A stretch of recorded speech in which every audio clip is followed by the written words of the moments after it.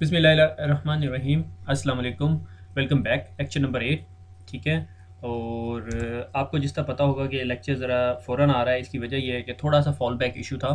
तो मैंने कहा जल्द अज जल्द ये सीरीज़ कंप्लीट की जाए ताकि हम थोड़े से डिले ना हो जाए अपनी डेडलाइंस तक। ठीक है। तो लेक्चर नंबर 8 और lecture is about remote desktop services. ठीक है। और चैप्टर नंबर 6 है, ये सेकंड एडिशन की MCITP की बुक का। ठीक है। और आपको ये बताता चलूँ कि आपको अगर कभी इंटरनेट पे रिसर्च करेंगे या लोगों से बात करेंगे तो they are talking about terminal services, terminal server, terminal services, web client and stuff like that. Mind that ये विंडोज़ 2008 R2 के अंदर इस टेक्नोलॉजी को रिमोट डेस्कटॉप सर्विसेज RDS का नाम दे दिया गया है। ठीक है। तो this is about all about terminal services. ठीक है। विंडोज़ 2008 R2 से पहले इसे टर्मिनल सर्विसेज कहा जाता था और 2008 R2 के अंदर इसे रिमोट डेस्कटॉप सर्विसेज कहा जाता है। ठीक है। और 2012 के जो सर्वर्स हैं उसके अंदर भी इसको R2 कहा जाता है। ठीक है। RDS कहा जाता है। ठीक है। तो नया नाम इज़ RDS। तो कुछ लोग इन दोनों नामों को इंटरचेंजेबली यूज़ कर रहे होते हैं। ठीक है। तो मैंने शुरू में स्लाइड बनाई, उसमें टर्मिनल सर्विसेज कह दिया। फिर जब मैंने एक दफ़ा बुक को फाइनली रिव्यू किया तो देखा कि ये 2008 R2 के अंदर इसको RDS कह दिया गया। ठीक है। तो रिमोट डेस्कटॉप सर्विसेज। ठीक है। तो what is remote desktop services? Remote desktop services क्या है? ठीक है। टर्मिनल सर्विसेज रिमोट एप्लीकेशन और remote desktop services remote application. ठीक है। रिमोट डेस्कटॉप सर्विसेज क्या है? जिस तरह आप लोग मुझे यहाँ पे रोज़ देखते हैं कि मेरे पास ये यहाँ पे सर्वर्स पड़े हुए हैं। ठीक है। और मैं इन सर्वर्स को रिमोटली या यहाँ पे बैठ के अपने पीसी पे बैठ के एक्सेस कर रहा होता हूँ। ठीक है। That is called remote access. ठीक है। ये सिंपल सिंपल मीनिंग के अंदर रिमोट एक्सेस है। मेरे और इन सर्वर्स के बीच में कितना डिस्टेंस है? It can be LAN, it can be metropolitan area network, it can be वैन। ठीक है। वैन की बात कर रहे हैं तो हम कॉन्टिनेंट्स की बात कर रहे हैं। ठीक है। ठीक है। तो टर्मिनल सर्विसेज रिमोट एप्लीकेशन या remote desktop services remote application, actually मुझे यहाँ टर्मिनल सर्विसेज नहीं लिखना चाहिए था क्योंकि ये पुरानी टर्म है, जिससे पहले बता चुका हूँ, is RDS remote desktop services. ठीक है। तो इस स्लाइटली कंफ्यूजिंग। ठीक है। तो रिमोट डेस्कटॉप सर्विसेज का एडवांटेज क्या है? ठीक है। रिमोट डेस्कटॉप सर्विसेज का एडवांटेज ये है कि मुझे अगर से मेरे पास से फॉर एग्जांपल इस सारी चीज़ों को मिटा देते हैं और मैं आपको कहता हूँ कि से मेरे पास एक लैन है। ठीक है। जिसके ऊपर जो सा मैं बड़े नेटवर्क की बात कर रहा हूँ, लैन है जिसके ऊपर से बड़ी होगी 4000 यूज़र्स हैं। ठीक है। अब इन तमाम यूज़र्स की डिफरेंट सेट ऑफ रिक्वायरमेंट है। ठीक है। मैंने कहा कुछ यूज़र्स चाहते हैं कि उनके पास विंडोज़ वर्ड हो। ठीक है। माइक्रोसॉफ्ट ऑफिस वर्ड हो। ठीक है। और कुछ लोग कहते हैं उनको वर्ड भी चाहिए, एक्सेल भी चाहिए, उनको पावर पॉइंट भी चाहिए। ठीक है। माइक्रोसॉफ्ट शेयर पॉइंट भी चाहिए, उन्हें ब्ला ब्ला ब्ला ब्ला ब्ला दैट लिस्ट ऑफ एप्लीकेशन चाहिए। ठीक है। तो होता ये है कि आजकल के जो करंट या थोड़े से पुराने नेटवर्क्स में क्या होता है कि हम जो उनके तमाम 4000 पीसीस के ऊपर जो है ना ये इंस्टॉल कर देते हैं और उन्हें एक्सेस दे दी जाती है, लाइसेंसेस बाय होते हैं और सारा कुछ। ठीक है। इसका थोड़ा सा एडवांस लेवल का जो सोल्यूशन है, जो थर्ड पार्टीज सेल करती हैं, आप में से जो लोग इस फील्ड में काम कर रहे हैं तो उनके जहन में एक चीज़ आ रही होगी, सिट्रिक्स। ठीक है ना। ये बल्ब भी बना देता हूँ यहाँ पे। ठीक है। ये बल्ब का एलिमेंट है। आपको अंदाजा हो गया कि मेरी कितनी अच्छी ड्राइंग है। एनीवे, तो सिट्रिक्स।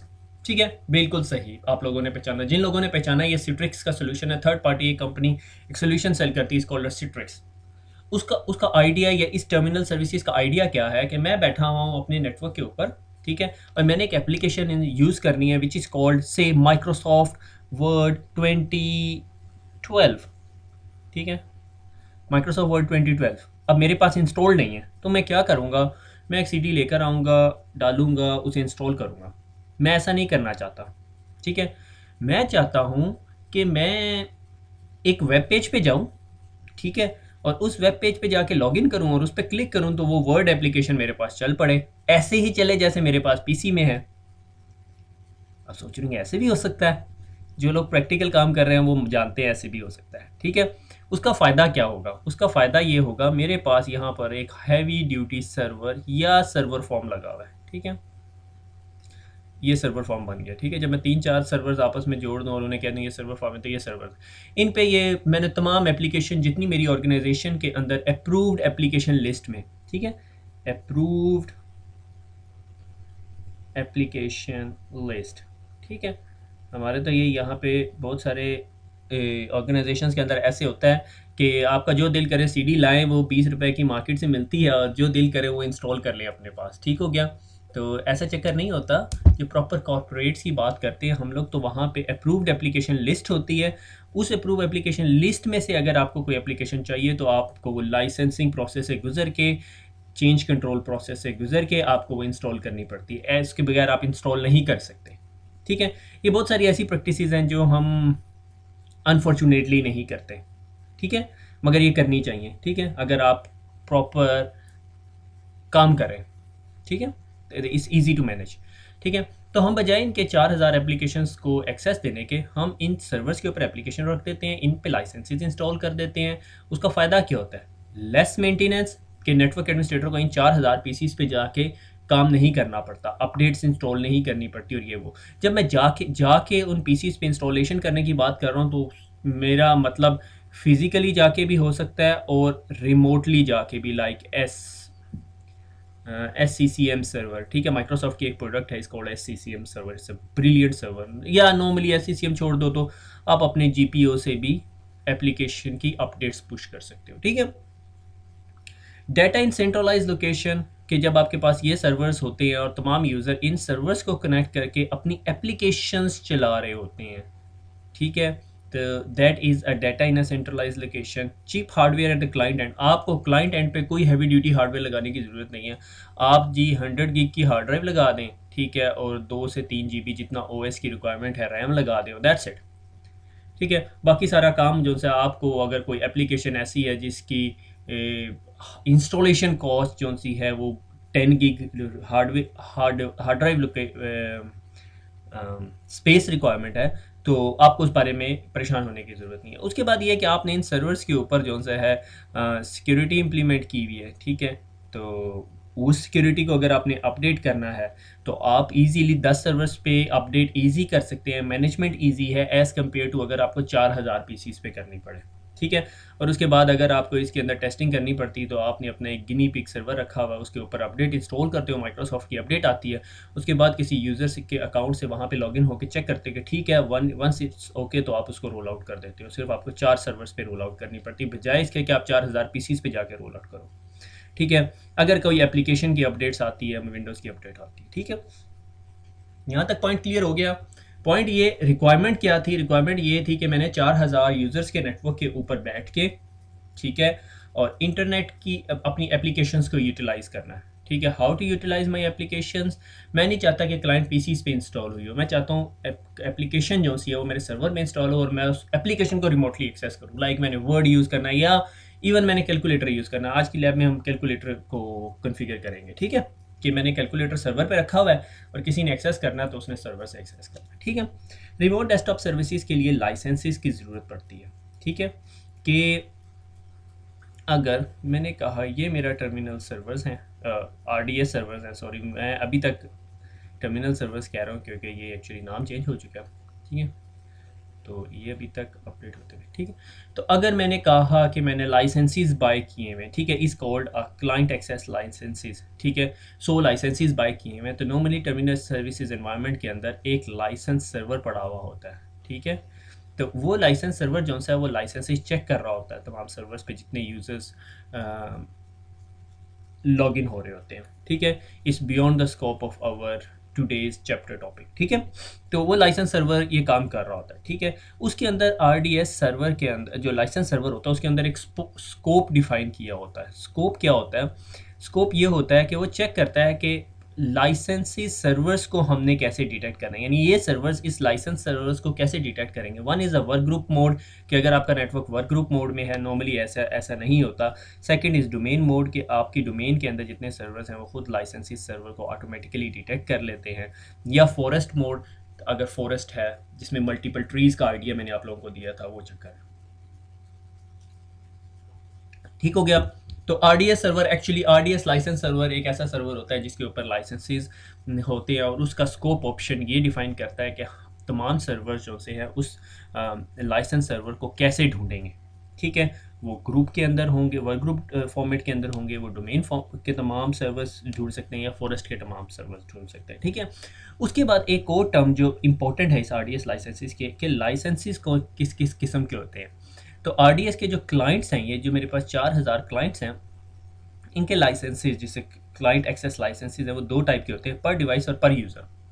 पर यूज़र क्या, कि अगर मैं कहता हूँ कि मेरा यूज़र अकाउंट है काशिफ, ठीक है, और मुझे एक लाइसेंस मिल जाता है, ठीक है, मैंने कहा ये मुझे लाइसेंस मिला हुआ है, ठीक है, और मैं ये उठा के कि अब 4000 में से किसी पीसी पे जाके बैठ जाऊँ और यूज़ करूँ, तो इसका मतलब मैं एक लाइसेंस यूज़ कर रहा हूँ। पर डिवाइस लाइसेंसेस क्या होता है? पर डिवाइस लाइसेंसेस ये कि अगर मैंने इन 4000 डिवाइसेस पे एक्सेस देनी है, तो मैं इस पे 4000 लाइसेंसेस इंस्टॉल कर देता हूँ। डिस्पाइट ऑफ मेरी एक्टिव डायरेक्टरी में 5000 यूज़र अकाउंट हैं या 6000 यूज़र अकाउंट है, मगर एट अ टाइम सिर्फ मैं 4000 यूज़ कर सकता हूँ। ठीक है, इट्स अ सिंपल डिस्कशन। ठीक है, आगे चलते हैं।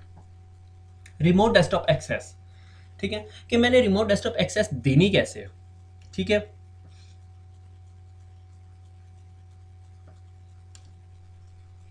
अच्छा, वो कैसे देनी होती है कि मैं जो सा हूँ अपने विंडोज़ 2008 सर्वर पे जाता हूँ और मैं उस पर रिमोट डेस्कटॉप सर्विसेज इंस्टॉल कर देता हूँ। ठीक है, मैं आपको दिखाऊंगा क्योंकि मैंने ये लैब ऑलरेडी बना के कॉन्फ़िगर की हुई है, क्योंकि वजह ये थी कि जब मैं लेक्चर रिकॉर्ड कर रहा होता और अगर बीच में कोई मसला आ जाता है तो troubleshooting take lot of time. ठीक है, और ये जो प्रोसेस है ये थोड़ा सा लेंथी है। लेंथी इज़ नॉट इन अ वे कि भाई मुझे बहुत सारे टिक्स बॉक्सेस और चेक बॉक्सेस सेलेक्ट करने पड़ते हैं। रीज़न ये होती है कि मुझे बहुत सारे एप्लीकेशंस वीएम पे चल रही हैं और एक ही लैपटॉप है जिसके ऊपर ये पड़ी हुई हैं। It takes time. ठीक है, तो मैंने इसको बजाय इसके कि मैं उस टाइम बैठ के ट्रबल शूटिंग करने बैठ जाऊँ, जब जिस टाइम मैं आपको पढ़ा रहा हूँ, तो मैंने इसको एक दफ़ा कन्फिगर कर लिया, क्योंकि इसकी जो 3-4 एप्लीकेशन जब इंस्टॉल हो रही होती है तो it takes slightly longer time, मगर मैं आपको दिखाऊंगा, करके दिखाऊंगा।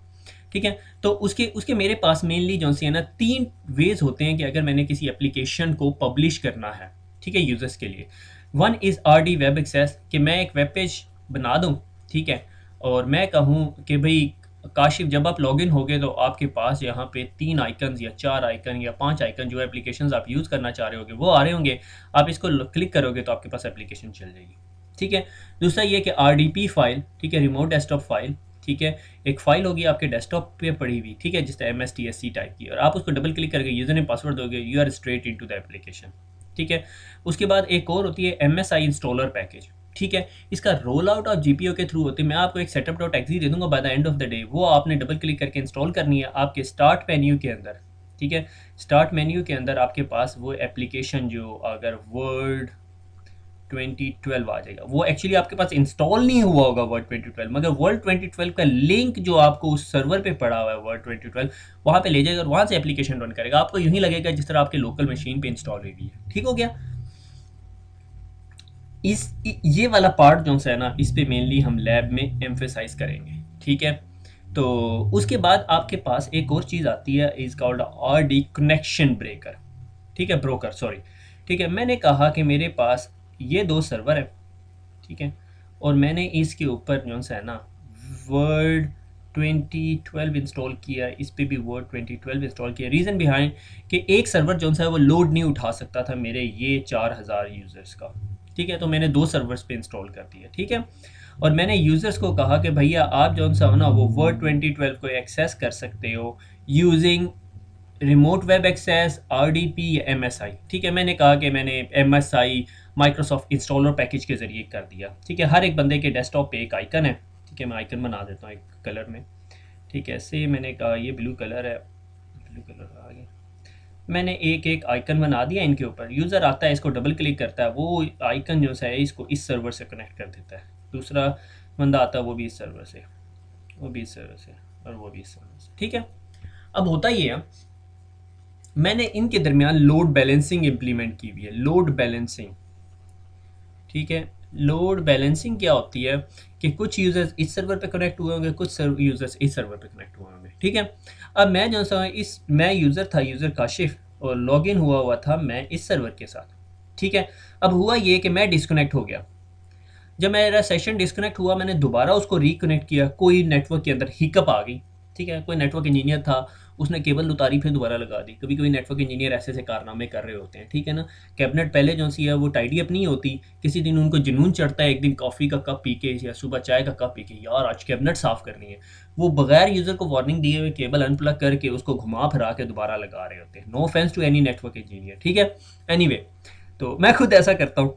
तो तो क्या बात कर रहे थे कि वो नेटवर्क इंजीनियर ने ना केबल निकाली, दोबारा लगा दी, उसने कहा कुछ नहीं होता। तो वो अब नेटवर्क इंजीनियर्स की गलती को भी अकोमोडेट करने के लिए जो है नेटवर्क के अंदर गुंजाइश होती है, ठीक है। हुआ ये कि उस नेटवर्क इंजीनियर केबल उतारी और मेरा सेशन डिस्कनेक्ट हो गया इस सर्वर 1 से। और जब मैं दोबारा कनेक्ट हुआ तो वो मेरा सेशन जो है लोड बैलेंसर ने मुझे सर्वर 2 पे भेज दिया। अब जो मैंने वर्ड की फ़ाइल खोली हुई थी, उसमें मैं काम कर रहा था, वो कहाँ गायब गई। मैंने कोई 500 लाइनें लिख ली थी बड़ी मुश्किल से, मुझे आगे अंग्रेज़ी नहीं आती, और 500 लाइनों का डॉक्यूमेंट लिखना वैसे ही अज़ाब था। कोई मैं रिपोर्ट लिख रहा था, ठीक है। और मैंने उठाया फ़ोन हेल्प डेस्क, और उनको जो कुछ मुझे आता था सारा कुछ मैंने उन्हें सुना दिया। और उन्होंने सर्विस टीम को कहा, जिसमें मैं था या आप लोग होंगे इंशाल्लाह, तो now you have to sort out what was wrong, ठीक है। उसके लिए आपको आरडी कनेक्शन ब्रोकर इंस्टॉल करना पड़ता है, ठीक है। It's a sort of a terminal services add on, ठीक है। वो क्या करता है, वो अपने पास डेटाबेस मेंटेन करता है तमाम आरडी सेशंस की, रिमोट डेस्कटॉप सेशंस की। अगर काशिफ का रिमोट डेस्कटॉप सेशन वो पहले सर्वर पे जा रहा था, कनेक्शन ब्रेक हुआ, जब दोबारा कनेक्ट होता है तो आपका ब्रोकर सर्वर मेन वापस मेक श्योर करता है कि आपका कनेक्शन वापस इस मशीन से या इस सर्वर से कनेक्ट हो, ठीक है। That is called RD connection broker, ठीक है। और आरडी कनेक्शन ब्रोकर आपके लिए लोड बैलेंसिंग का भी काम करता है, ठीक है। वो लोड बैलेंसिंग कैसे करता है, दो एक एक तो ऑप्शन ये है कि आप एक फिजिकल लोड बैलेंसर लगा दें, ठीक है। फिजिकल लोड बैलेंसर कैसा होता है, एक कोई फिजिकल डिवाइस होती है, ठीक है, उससे केबल निकलती है और वो एक नेटवर्क स्विच में जा रही होती है, और उसके एक इस साइड से केबल निकल रही होती है, वो एक बड़े स्विच में जा रही होती है, ठीक है। और उसके नीचे फिर स्विचेस या स्टैक्स लगे होते हैं, ठीक है। और इसके साथ यूज़र कनेक्ट हुआ हुआ है, इसके साथ यूज़र कनेक्ट हुआ हुआ है, सो यूज़र इधर, सो यूज़र इधर, फिर इसी तरह यहाँ यहाँ यहाँ, ये आपकी लैन होती है, और ये आपका सर्वर फॉर्म होता है, ठीक है। और इधर कोई 2 सर्वर लगे हुए होते हैं, ठीक है। और लोड बैलेंसर जो बेस्ट मार्केट के अंदर इस टाइम है इस कॉल्ड F5। तो आपका यूज़र जब कहता है कि मैंने जी से फॉर एग्जांपल गेम सर्वर पे जाना है, तो सीधा रिक्वेस्ट आपके F5 के पास जाती है। F5 को पता होता है 2 गेम सर्वर्स हैं, एक सर्वर 1 एक सर्वर 2 है, तो वो आपको सर्वर 1 के पास भेज देता है, ठीक है। अगला यूज़र आता है, वो कहता है मैंने गेम सर्वर के पास भेजना है, लोड बैलेंसर आपको सर्वर 2 के पास भेज देता है। अगला यूज़र आता है, ठीक है, अगले यूज़र का ज़रा कलर चेंज कर लें, ये यूनी कलर हो गई स्क्रीन पिक्चर, तो उसको यहाँ पे भेज देता है, उससे अगला आता है उसको, ठीक है। That is called round robin. जब आपके पास ये लोड बैलेंसर बाय करने का ऑप्शन नहीं होता, तो आप माइक्रोसॉफ्ट का ही, ठीक है, आरडी माइक्रोसॉफ्ट की लोड बैलेंसिंग एप्लीकेशन यूज़ करते हो। टर्मिनल सर्विसेज के अंदर आरडी कनेक्शन ब्रोकर ही आपको ये सर्विसेज देता है। Then you use a round robin using a DNS services, ठीक है। इन सर्वर्स का नाम वही होगा, ठीक है। से मैंने कहा एप्लीकेशन सर्वर है, ठीक है, एप्लीकेशन सर्वर 1, एप्लीकेशन सर्वर 2, ठीक है। और breaker server can be a part of एक छोटी सी ब्रेकर सर्विसेज यहाँ पे मैंने इंस्टॉल कर दी। अब ब्रेकर सर्विसेज आपसे पूछती है, आपसे सिर्फ 2 इन्फॉर्मेशन लेती है, थोड़ी सी छोटी सी, ठीक है। वो क्या होती हैं, वो आपसे ये इन्फॉर्मेशन ले रही होती है कि आपका दोनों सर्वर्स के आईपी एड्रेसेस क्या हैं, आईपी एड्रेसेस क्या हैं, बल्कि आईपी एड्रेसेस नहीं, नाम क्या है, ठीक है। और इन दोनों सर्वर्स को ब्रोकर सर्वर के अंदर एक ग्रुप होता है सेशन डायरेक्टरी का,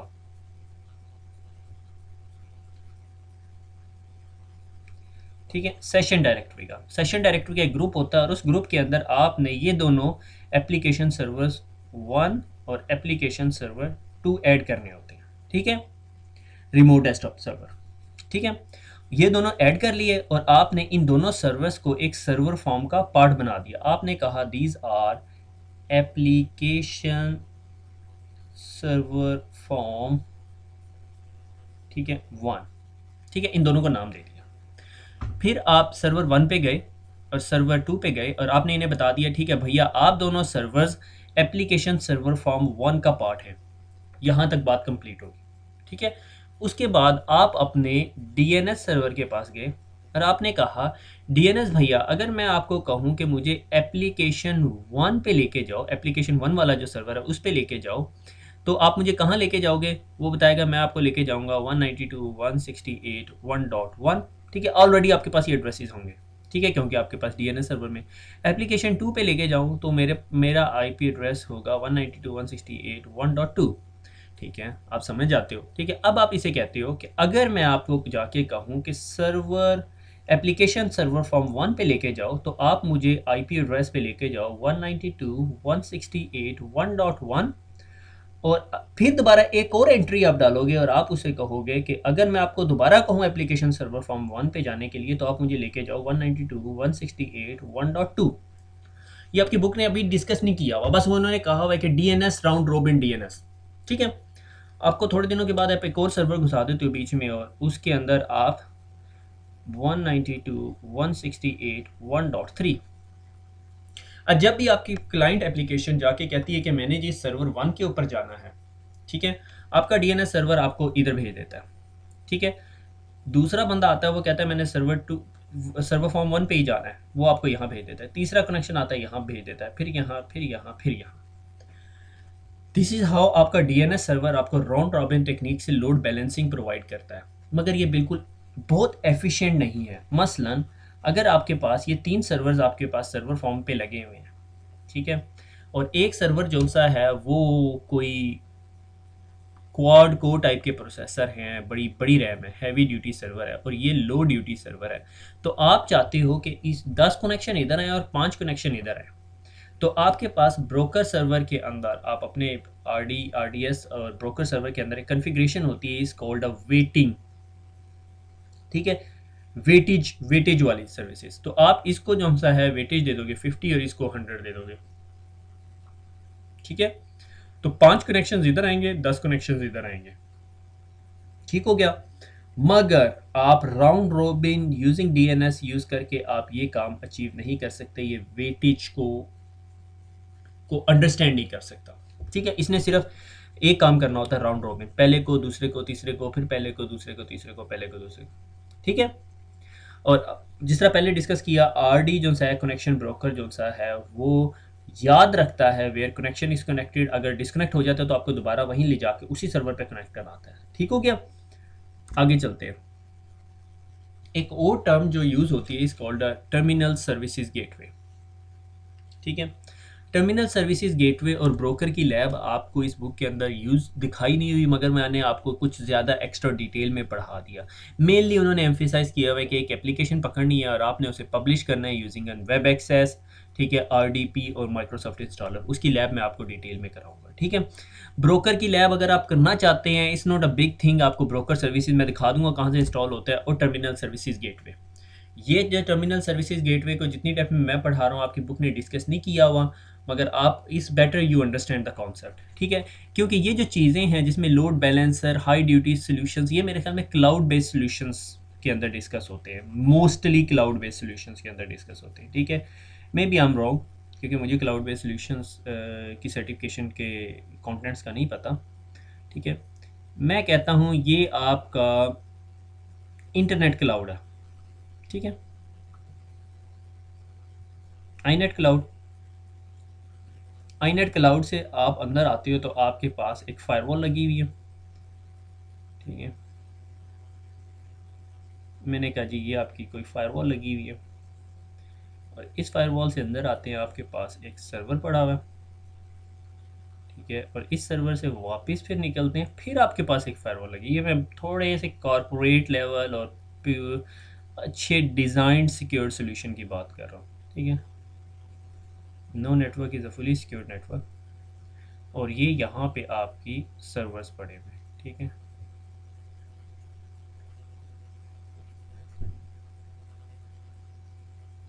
ठीक हो गया। अब होता क्या है, ये जो टर्मिनल सर्विसेज गेटवे सर्वर होता है, ये आपका ये है टर्मिनल सर्विसेज गेटवे सर्वर। होता ये है कि आप बजाय इसके कि आरडीपी की पोर्ट अपने पास ओपन करें, ठीक है, आरडीपी की पोर्ट ओपन करें, आप चाहते हो नहीं यार मैं आरडीपी की पोर्ट ओपन नहीं करता, that's not a secure way to do it. मैं चाहता हूँ मैं अपनी फायरवॉल को कहूँ 443 पोर्ट जो HTTPS की है वो ओपन करूँ, और इंटरनेट से जो यूज़र है वो कनेक्ट करे इस फायरवॉल को, फायरवॉल उसको उठा के इस सर्वर पे भेजे, और ये सर्वर उसको आरडीपी की पोर्ट में कन्वर्ट करके अंदर सर्वर्स तक पहुंचा दे। तो ये जो सर्वर है that is called intermediary server, ठीक है। इंटरमीडियरी सर्वर क्यों है, क्योंकि ये बाहर से 443 से एक्सेस लेता है, यूज़र को ऑथेंटिकेट करता है, वैलिडेट करता है, जो कुछ उसने करना होता है, और उसको उठाता है फिर वापस ले जाता है, उसको अंदर अंदर नेटवर्क के लोकल एरिया नेटवर्क में लेके जाता है। तो इसके बाहर वाली साइड पे और अंदर वाली साइड पे दोनों साइडों पे फायरवॉल लगी होती है। बाहर वाली साइड से तो पता चलता है कि हर बंदा टर्मिनल गेटवे सर्विसेज गेटवे पे ना आ सके, मगर अंदर वाली साइड पे इस वजह से कि अगर ये सर्वर किसी टाइम पे कंप्रोमाइज़ हो जाए तो रिक्वेस्ट सीधी अंदर ना जा सके, बंदा अंदर की चीज़ों को कंप्रोमाइज़ ना कर सके, ठीक है। फिर एक फर्दर डिज़ाइन के अंदर यहाँ पे आप आइज़ा या माइक्रोसॉफ्ट की एक न्यू प्रोडक्ट UAG/TMG यूज़ कर सकते हो। How to use it, beyond the scope of this work, beyond the scope of this work. मगर अगर आप वो कुछ इस तरह के सोल्यूशन पे काम करें, I would strongly suggest you, मेरा पॉइंटर किधर गया, अच्छा, I would strongly suggest you to have a look at that, ठीक है, अगर आप लोगों के पास टाइम है।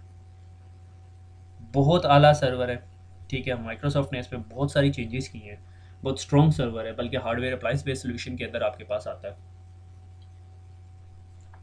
ठीक हो गया। और I would suggest you to do it, ठीक है। अब यहाँ पे मैं अपनी लैब बनाता हूँ, जो हमारी लैब है, ठीक है। आपको पता है कि हमारे पास एक सर्वर 1 है, ठीक है, जो हमारा एक्टिव डायरेक्टरी सर्वर है, ठीक है। फिर एक सर्वर 2 है, ठीक है, ठीक है। ये आज हमारा टर्मिनल सर्विसेज सर्वर है, और इसके ऊपर हम लोग कोई 2 या 3 एप्लीकेशंस शेयर करेंगे, एक कहेंगे कैलकुलेटर और एक कहेंगे विनवर्ड, ठीक है। अगर आप फर्दर एप्लीकेशन शेयर करना चाहते हैं तो आपको दिखनी पड़ती है, और आपको ये बात मेक श्योर करनी पड़ती है कि ये एप्लीकेशन जो सी हैं टर्मिनल सर्वर्स पे रन हो सकती हैं या नहीं, क्योंकि जब यूज़र टर्मिनल सर्विसेज पे लॉगिन होता है तो वो इस सर्वर की वो जो एच की लोकल मशीन है उसको मॉडिफाई नहीं कर सकता, क्योंकि टर्मिनल सर्विसेज से जब लॉगिन हो रहा होता है तो वो एप्लीकेशंस की सेटिंग्स को हर यूज़र मॉडिफाई नहीं कर सकता। अगर मैं लॉगिन हुआ मैंने मॉडिफाई कर दिया, फिर अगला यूज़र लॉगिन हुआ उसने मॉडिफाई कर दिया, तो किसकी सेटिंग्स जो सी है वो प्रायोरिटाइज होंगी। तो ये जो एच की लोकल मशीन और बाकी जो सेटिंग्स होती हैं वो यूज़र की प्रोफाइल में सेव होती हैं, ठीक है, ये प्रोफाइल है, ठीक है, उधर सेव होती हैं, बजाय इसके कि वो सर्वर के अंदर एप्लीकेशन को मॉडिफाई करते हैं, ठीक है, ऐसा नहीं होता, ठीक है। This is the beauty of terminal services application, कि टर्मिनल सर्विसेज पे एप्लीकेशन कुछ जो सी हैं वो पुरानी एप्लीकेशन हैं वो काम नहीं कर सकती टर्मिनल सर्विसेज पे, तो आपको देखना पड़ेगा एप्लीकेशन पब्लिश करने से पहले कि कौन कौन सी सर्विसेज नहीं है। तो जनाब हमारा जो ये सर्वर 2 है वो टर्मिनल सर्विसेज सर्वर है, और इट इज़ नॉट रिकमेंडेड के to run the terminal services server on the active directory, ठीक है। तभी हमने सर्वर 2 के ऊपर कन्फिगर किया है, और मैं फिर यहाँ से अपनी मशीन से लॉगिन होकर चेक करूँगा कि क्या मैं उस चीज़ को रन कर सकता हूँ। मगर पहले मैं आपको सर्वर 1 में लेके जाता हूँ और आपको दिखाता हूँ, या बल्कि सर्वर 2 में ही ले जाके आपको दिखा देता हूँ कि वो कैसे काम कर रहा है।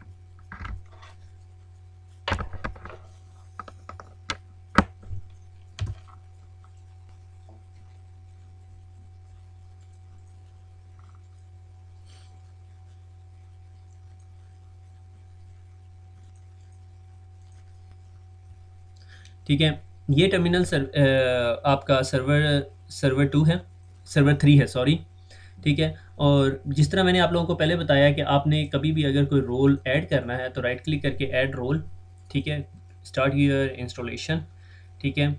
और ये रिमोट डेस्कटॉप सर्विसेज है। जब आप इसको क्लिक करते हैं तो ये फर्दर आपको इंस्टॉलेशन का ऑप्शन देता है। अभी बज़ाहिर इस पे इंस्टॉल ही हुई है। मैं आपको क्विकली जो सा है वो फर्स्ट सर्वर पे लेके जाता हूँ ताकि मैं आपको दिखा सकूँ।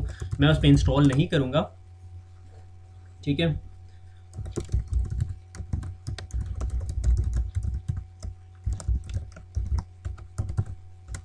ठीक है, एक तो ऑप्शन ये है कि आप इस तरह लॉगिन हो जाए।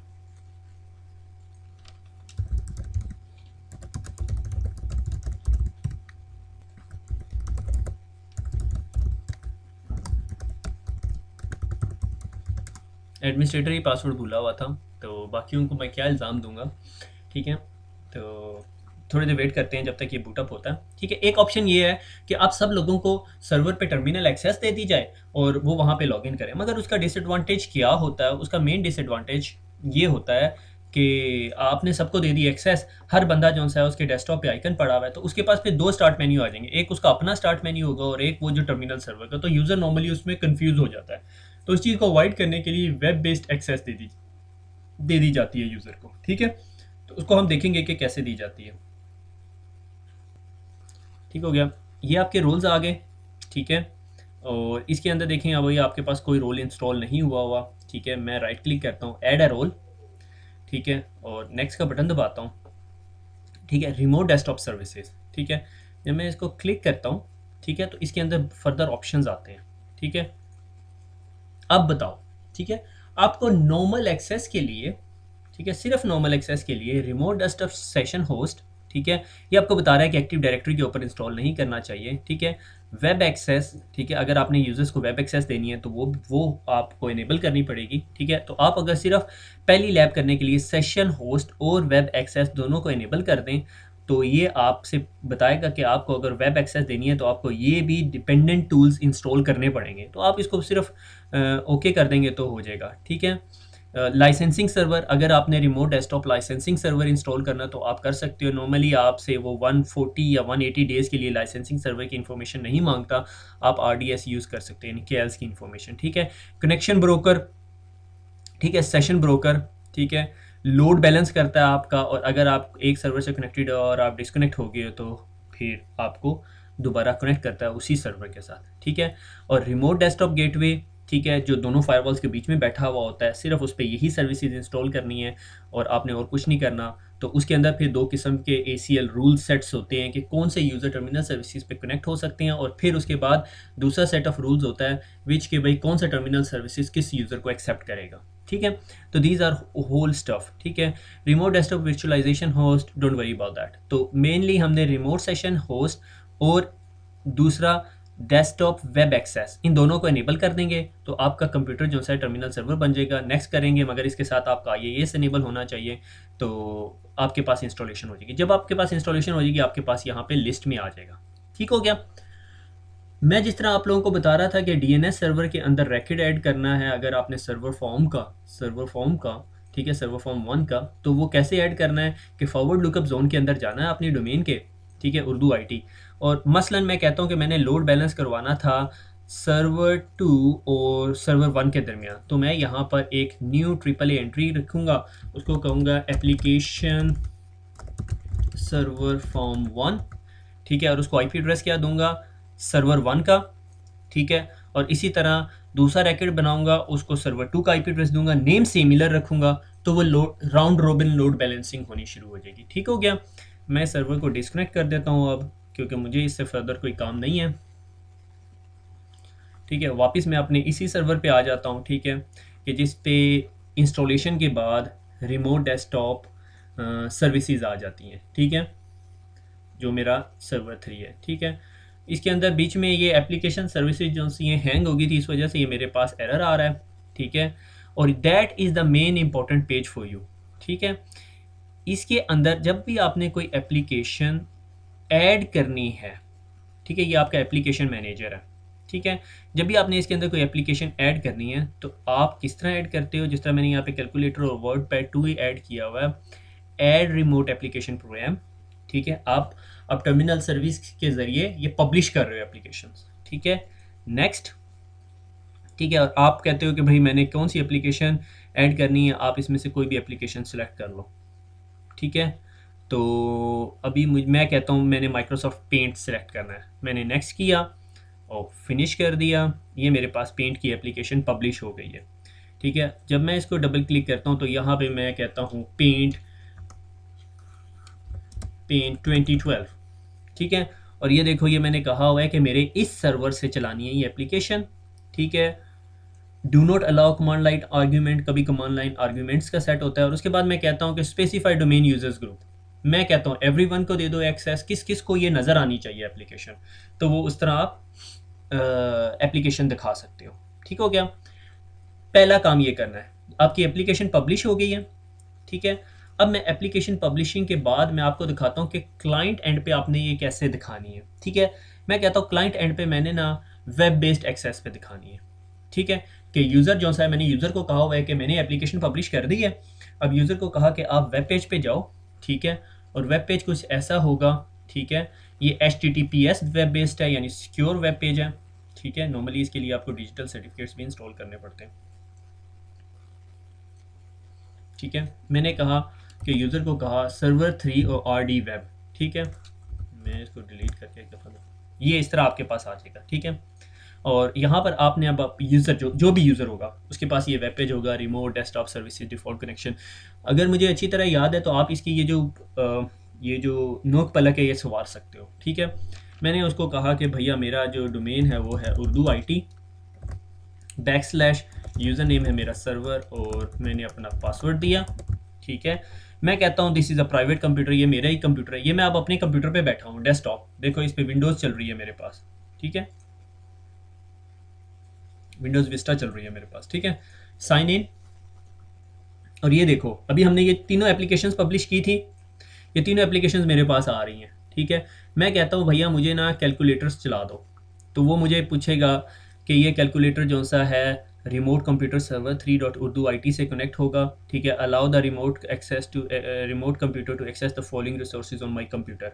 ठीक है, कि भाई ये जो एप्लीकेशन है ये मेरा क्लिप बोर्ड यूज़ कर सके, प्रिंटर यूज़ कर सके, पोर्ट यूज़ कर सके, जो जो करना चाहता है। ठीक है, मैं इसको अभी वक्ती तौर पे डिफ़ॉल्ट जाने दूंगा, और वो मेरे से दोबारा यूज़र नेम पासवर्ड मांगेगा। ठीक है, urdu.it / server। ठीक है, और urdu.it का पासवर्ड। ठीक है, जो भी सर्वर यूज़र नेम का पासवर्ड होगा।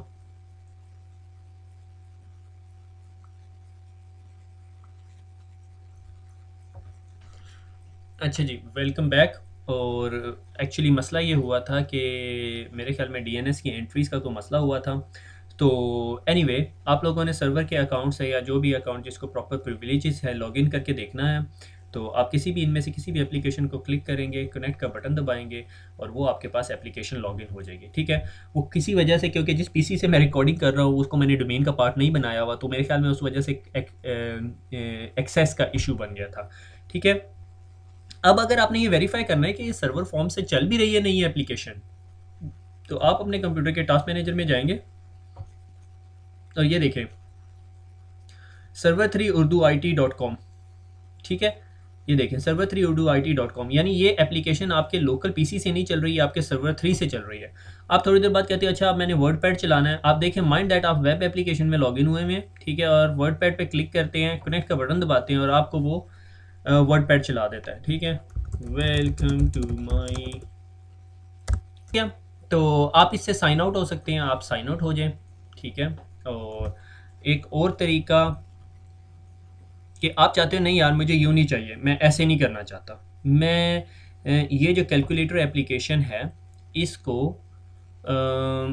हाइड इन वेब एक्सेस करना चाहता हूँ, कि ये वेब एक्सेस से हाइड ना हो सके, कनेक्ट ना हो सके, मैं RDP फाइल बनाना चाहता हूँ इसकी। तो आप इसकी RDP फाइल बना सकते हो। आप कहते हो ठीक है RDP करे सर्वर को, ये RDP गेटवे की सेटिंग्स, अगर आप सर्टिफिकेट इंस्टॉल करना चाहते हो, डिजिटल सर्टिफिकेट्स इंस्टॉल करना चाहते हो। ठीक है, वो देखा येलो सा ऑरेंज सा मार्क आ रहा होता है उसके ऊपर कि भाई सही कि भाई ये जो है वैलिड सर्टिफिकेट नहीं है।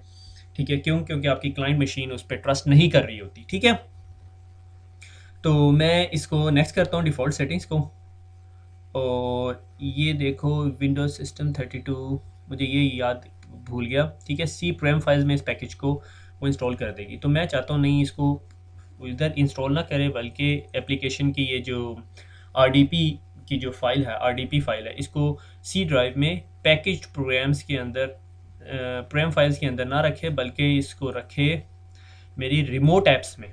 ठीक है, उसकी रीज़न मैं आपको बताता हूँ। फिनिश रिमोट ऐप के अंदर अब ये मेरे पास कैलकुलेटर आ गया। ठीक है, मैंने इसको मिनिमाइज़ किया, मैं अपने कंप्यूटर पे गया और मैंने /रिमोट सर्वर 3 रिमोट ऐप किया और इसको उठा के मैंने अपने डेस्कटॉप पे रख लिया। ठीक है, मैंने इसको कॉपी किया और अपने डेस्कटॉप पे रख लिया। ठीक है, मैं जब इसको डबल क्लिक करूँगा, ठीक है, ये मैंने अपने डेस्कटॉप पे रख लिया। जब भी मुझे कैलकुलेटर खोलना होता था, मैं इस एक्सी को डबल क्लिक करता था, कनेक्ट करता था, यूज़र नेम पासवर्ड दूंगा। ठीक है, वही उर्दू IT।